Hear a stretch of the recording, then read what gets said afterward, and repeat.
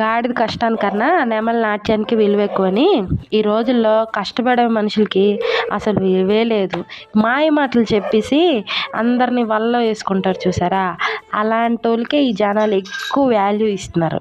వాళ్ళనే నమ్ముతున్నారు. వాళ్ళు చేసిన పెంట పనులకి వీళ్ళు గోతులో పడి మళ్ళీ సిగ్గు లేకుండా వెళ్ళి వాళ్ళనే నమ్ముతున్నారు. అలాంటి వాళ్ళని అసలు కేర్ చేయకండి. మీ కష్టానికి మీరు ఫలితంగా మీ జీవితాన్ని మీరు హ్యాపీగా నిలదొక్కుకొని మీరు వస్తున్నారు. మీ ప్రాబ్లమ్స్ అన్నీ మీరు ఫేస్ చేసుకొని వస్తున్నారు అంటే మీరు లైఫ్లో విన్ అయిపోయినట్టే.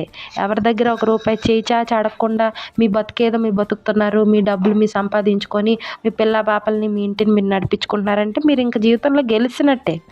అంతేగాని ఇంకెవడో వచ్చి నువ్వు నీ గురించి అలా తెలిసింది, నీ గురించి ఎలా తెలిసింది, నీ గురించి వాళ్ళు ఎలాగనుకుంటున్నారు, వీళ్ళు అలాగనుకుంటున్నారు, నువ్వు అలాంటోడివి ఇలాంటోడివి, పనికి మాలిన మాటలు అంటే నీ మనశ్శాంతిని పోగొట్టడానికి ఇలాంటి మాటలన్నీ మాట్లాడుతుంటారు.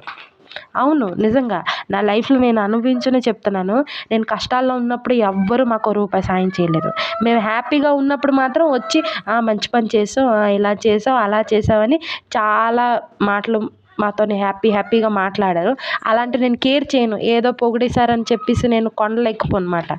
ఏదో నా గురించి తప్పుగా అనుకుంటున్నారని నేను సాడ్గా ఫీల్ అవ్వను.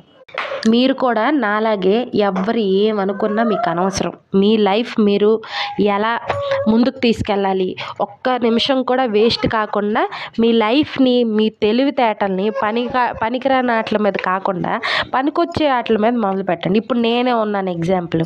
నేను ఇంట్లోని చిన్న పిల్లలతో ఉన్నాను. 2 పిల్లలు, చిన్న పాప చిన్నదయ్యి 9 నెలల పాప. దాన్ని చూసుకుంటూ నేను హ్యాపీగా నా మొగుడు తెచ్చింది నేను తినుకొని హ్యాపీగా ఉండొచ్చు.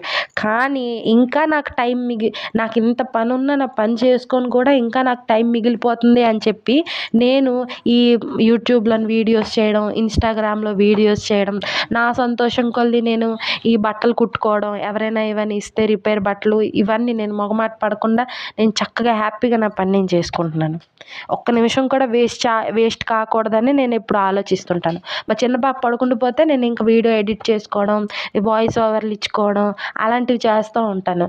మీరు కూడా పనికి మాలిన గురించి ఎక్కువ ఆలోచించకుండా మీకు ఉపయోగపడే పనులు, ఒక రూపాయి సంపాదించాలి ఇంట్లో కూర్చొనైనా, మెయిన్గా ఆడవాళ్ళకి చెప్తున్నాను.